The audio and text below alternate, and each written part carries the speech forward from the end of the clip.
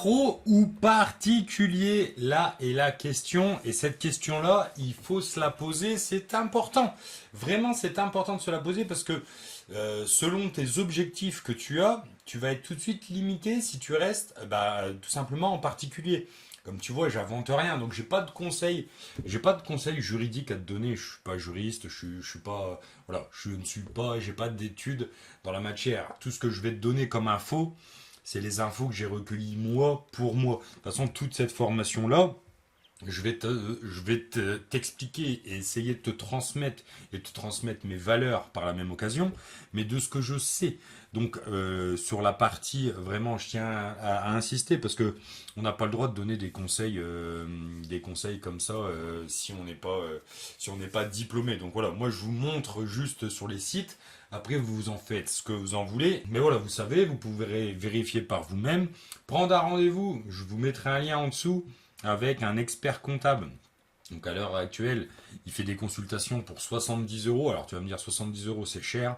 Pas du tout. Quand tu commences à faire de l'argent, crois-moi que passer par un petit expert comptable pour voir un petit peu comment tu gères ton business, ça peut être intéressant. Alors je ne sais pas s'il sera toujours à 70 euros le jour où tu visionneras cette vidéo là parce que voilà il se développe et puis il commence à avoir sa clientèle, donc en tout cas c'est quelqu'un de sûr à l'heure actuelle qui m'épaule, donc voilà je tiens à vous mettre le lien.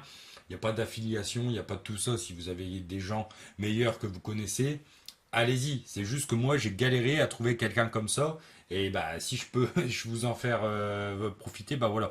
Donc on en revient à nos moutons. Euh, on va parler du particulier, ça va aller très vite, il n'y a pas grand chose à dire. On va résumer ça tout seul. En clair, si l'usager a dépassé chacun de ces deux seuils, plus de 3000 euros et plus de 20 transactions, la plateforme de déclarer les sommes en question à l'administration fiscale. Donc ça veut dire que au-dessus de 3000 euros ou 20 transactions, t'imagines que le mec s'il fait 20 transactions de voitures d'occasion, tu vas largement dépasser les 3000 euros. Donc c'est pour ça qu'il y a ou 20 transactions ou 3000 euros. Et voilà, au-dessus, tu es obligé de déclarer. Alors est-ce que ça veut dire que forcément tu vas avoir un contrôle au-dessus de 3000 euros? Bien sûr que non. Mais à un moment donné, il faut savoir dans quoi tu mets les pieds. Tu sais que si tu dépasses ces deux seuils-là, t'es plus dans la loi. Donc à un moment donné, faut réfléchir. Donc tu peux très bien commencer en particulier, tu vois, si tu veux tester le business, si tu vois, t'es pas encore sûr. Et bon, si tu es dans la formation, tu as acheté la formation et tu n'es toujours pas sûr de vouloir lancer ce business-là, ce serait quand même dommage. Mais bon, si tu veux commencer en particulier, tu peux quand même. Alors tu vas être plus restreint sur la plateforme d'eBay, on verra ça après. Ça va être compliqué pour toi, on va dire, d'avoir les mêmes résultats que moi en restant particulier. On va pas se mentir, il faut à un moment donné, il faut passer professionnel, il faut passer en auto-entreprise, c'est ce qu'il y a de plus simple, on va voir ça ensemble tout de suite. Mais l'auto-entreprise, après, pour des gens qui sont salariés, tout ça, et qui ont peur d'avoir cette double activité, à un moment donné, faut passer le pas. Vous allez générer pas mal d'argent quand même. Enfin, je veux dire, l'argent va rentrer tous les mois. Donc, à un moment donné, il faut structurer le business et il faut passer en auto-entreprise. Après, peu importe que vous gardiez votre travail, que vous ne gardiez pas, que ce soit un plus, pas un plus. L'auto-entreprise, elle est là, c'est bon. Enfin, à un moment donné, vous faites du business, vous faites du fric, faut déclarer, il n'y a pas le choix. Donc, j'espère, je prends un peu le temps de vous parler de ça, j'espère en tout cas que pour ceux qui me regardent, ça vous met pas un frein, justement, le fait de devoir passer en auto-entreprise. Faut pas, vraiment pas que ça vous mette un frein à vous lancer. L'auto-entreprise, il n'y a pas plus simple, je veux dire, dans tous les cas, même si tu dépenses, enfin si tu vends rien, tu déclares rien, t'as rien à payer. Enfin c'est aussi simple que ça. On verra aussi, j'ai un logiciel qui gère tout pour moi, mes démarches administratives, on verra ça plus tard. Mais je veux dire, tout est fait, franchement aujourd'hui, en auto-entreprise, si tu es un minimum sérieux, un minimum carré dans ta tête, tu peux que t'en sortir. Enfin, je veux dire, à un moment donné, tu peux pas te planter, t'as pas de charge, t'as pas de charge. On s'entend, mais je veux dire, t'as pas. Si tu vends rien, t'as rien à payer, quoi. Hein. Donc bon. Cela étant dit, il y a des choses à savoir quand même sur l'auto-entreprise. Parce que l'auto-entreprise, bon, il y a des personnes qui se posent la question de particulier ou auto-entreprise. Bon, moi je ne me pose plus la question, je suis dans l'auto-entreprise. Moi j'en arrive même à la question de est-ce que l'auto-entreprise c'est rentable par rapport à une société? Parce que bon, l'auto-entreprise tu déclares sur ton chiffre d'affaires, alors que sur une société tu déclares seulement sur ton bénéfice. Là est la grande différence. Je développerai pas plus le sujet dans cette formation parce que je suis moi-même dans cette situation-là, donc je vais pas vous expliquer quelque chose que je suis en train de découvrir.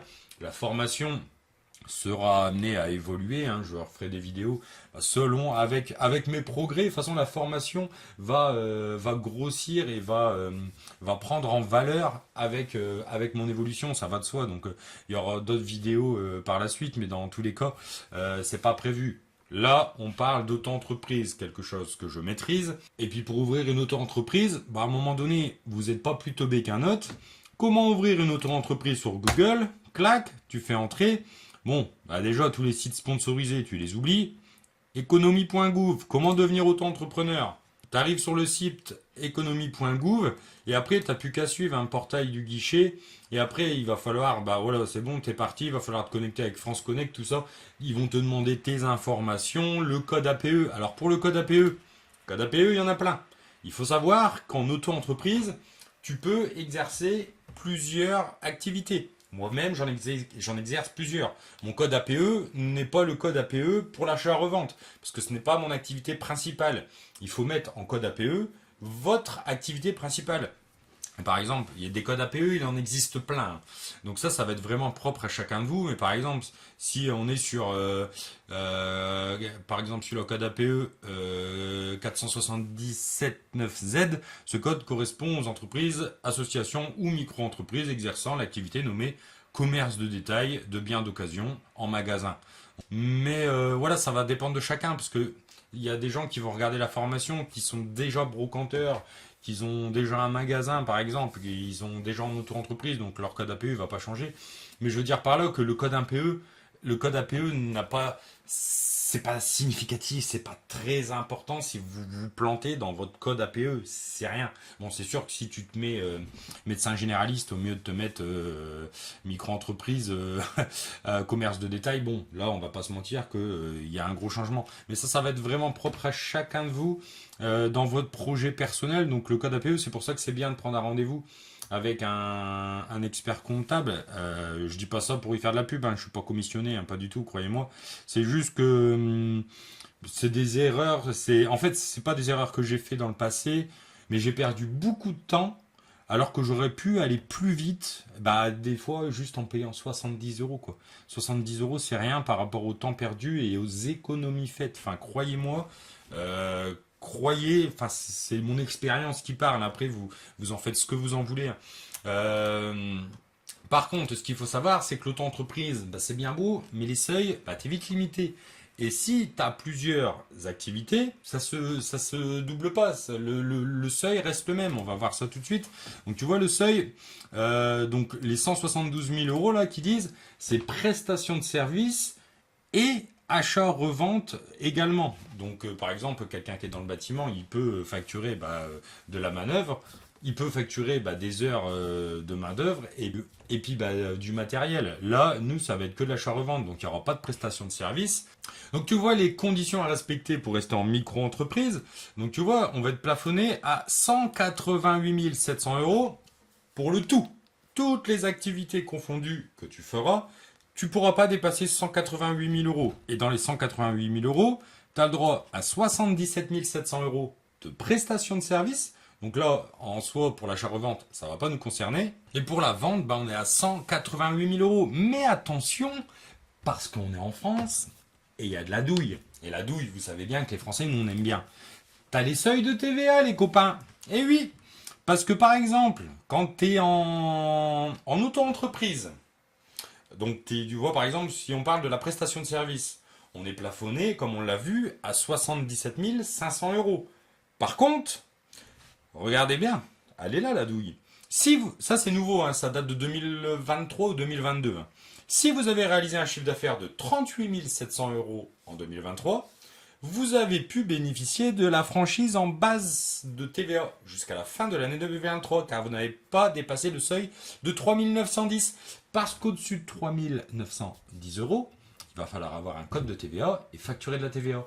Facturer de la TVA, ça veut dire être 20% plus cher qu'avant. Donc il y a un seuil aussi pour l'achat-revente. On va aller voir ça tout de suite. Donc tu vois comment bénéficier de la franchise en base TVA, donc activité commerciale. Donc tu vois, on ne peut pas dépasser 91 900 euros. Au-dessus de 91 000, tu vas devoir facturer de la TVA, donc 20% en plus. Alors tu te dis, ouais mais là il est en train de me parler de 90 000 euros, mais moi j'ai 3 bibelots à vendre, j'en suis loin de la TVA. T'en es loin, mais imagine, si tu as une activité en complément, tu vois, et tu fais plus de 30 000 euros en presta, que tu as ta TVA à cause de ta presta, et tu te fais bien entuber sur le côté. C'est mon cas. Je vous parle de mon vécu parce que c'est mon cas. C'est parce que moi, je dois payer de la TVA parce que j'ai dépassé en prestation de service. Donc du coup, sur eBay, j'ai 20% de TVA à mettre en plus. Et ça, voilà. Je suis dans une situation où c'est pas le plus rentable, c'est pas le plus optimisé. Donc c'est pour ça que je vous parlais aussi d'évoluer vers pourquoi pas une société et non plus une auto-entreprise. C'est parce que voilà, j'ai un parcours, j'ai deux activités qui se développent bien. Donc au bout d'un moment, c'est normal qu'on en arrive à où l'auto-entreprise, ça suffit plus. Mais l'avantage, c'est que l'auto-entreprise, du coup, c'est un sujet que je maîtrise très bien parce que je le vis depuis 3 ans, l'auto-entreprise. Donc que ça soit dans la gestion ou que ça soit dans voilà, les seuils de TVA, tout ça. D'ailleurs, si vous avez des questions, n'hésitez pas, vous me demandez.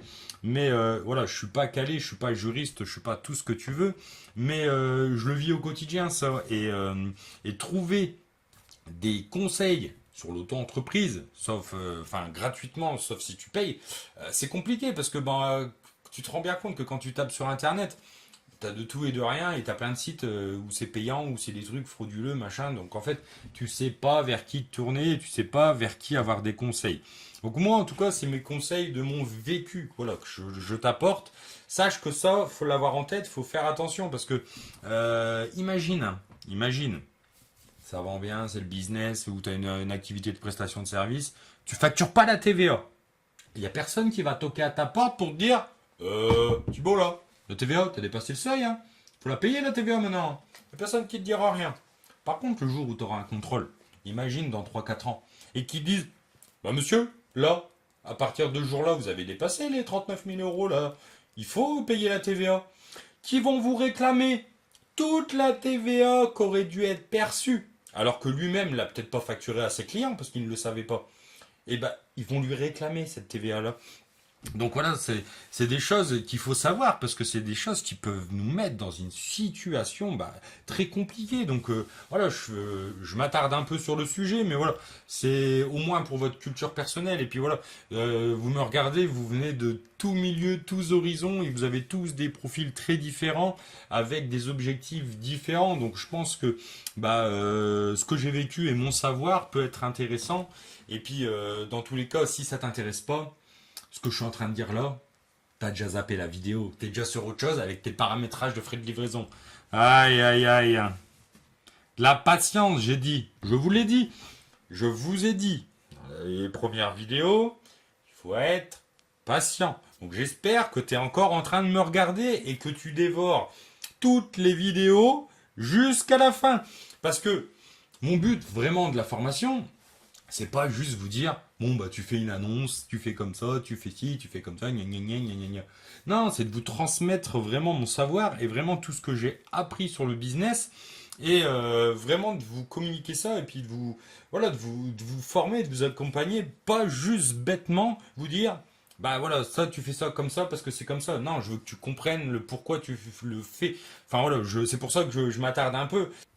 Et pareil, du coup, le gros inconvénient de l'auto-entreprise, tu l'as compris, c'est que l'auto-entreprise, tu déclares ton chiffre d'affaires. Donc, par exemple, ton chiffre d'affaires d'un objet que tu vends 20 euros plus 5,50 € de frais de port, tu vas déclarer à l'URSSAF 25,50 €. Alors que c'est un peu dégueulasse parce que, tu as l'achat de ton produit, ça tant pis. Tu as les frais de port que tu vas payer, ça c'est pas ton bénéfice, mais tu vas quand même payer ton URSSAF là-dessus. Donc ça, c'est dommage, parce que si tu es en société, bah, par exemple, au mieux de payer, ça doit être 12 ou 13% l'URSSAF en auto, c'est 12,3, un truc comme ça. Enfin bref, admettons, hein, tu payes 12,3% d'URSSAF sur 25,50 €. Donc impeccable, nickel. T'es en société, admettons, t'es taxé à 50%. Ah, tu dis, Thibaut, ça va pas la tête. Attends, je suis taxé à 50% et avant, j'étais qu'à 13%. Ça va plus. Ouais, mais si tu déclares, admettons, hein, c'est vraiment l'exemple pour que tu comprennes, les 25,50, bah, tu vas lui déduire déjà ce que tu as payé de livraison. Hop, il va te rester 20 €. Après, tu peux déduire bah, ton objet. Bah, tu vas déduire, je ne sais pas, si tu l'as payé 5 €, tu vas déduire 5 €. Donc il te reste 15 €. Tu vas déduire un petit peu tes frais. Alors tes frais eBay, tes frais machin, tes frais de compte, de trucs, de machin. Et au final, en fait, l'article, tu vas peut-être bah, déclarer que 10 €. Alors que bah, il t'a rentré 25, mais au final, en bénéfice, il te reste que 10 €. Et tu vas du coup déclarer 50% que sur 10 € et pas 13% sur 25 €. Donc après, tu l'entends, c'est un calcul à faire. Au bout d'un moment, à arriver à un certain moment, ça vaut le coup de basculer. Mais voilà, là, on est parti un peu plus loin, mais l'auto-entreprise, c'est parfait pour commencer, les copains. Je veux pas vous faire peur, hein, je veux juste vraiment communiquer au maximum pour que vous ayez vraiment toutes les infos. Donc, donc, résumé de la vidéo, tu retiens que tu peux commencer en particulier, mais tu vas être vite limité. Si tu veux un business sérieux, faut passer en auto-entreprise. L'auto-entreprise, c'est simple à mettre en place. Après, voilà, je pourrais te donner plein de conseils par mon vécu, voilà, tu me poses des questions en privé, je te répondrai, il n'y a pas de souci. Et sache que, bah voilà, il y aura le lien de la personne de confiance, de l'expert comptable, si tu as des questions à lui poser. Je vais te mettre le lien aussi de Super Indep. Super Indep pour gérer ton auto-entreprise, c'est super. Ça, je ferai une vidéo aussi. Alors, je sais pas si cette vidéo-là sera sortie en même temps que la formation, mais dans tous les cas, la vidéo viendra. Mais voilà, faut que tu te dises que ça y est. Là, t'as passé un cap, t'as acheté la formation, tu vas te lancer dans le business. À un moment donné, faut se professionnaliser. Et puis, bah, t'es en France. À un moment donné, t'es en France quand tu gagnes de l'argent, bah, tu te fais voler derrière. Hein, ça, on le sait tous, mais à un moment donné, voilà, faut savoir ce qu'on veut dans la vie.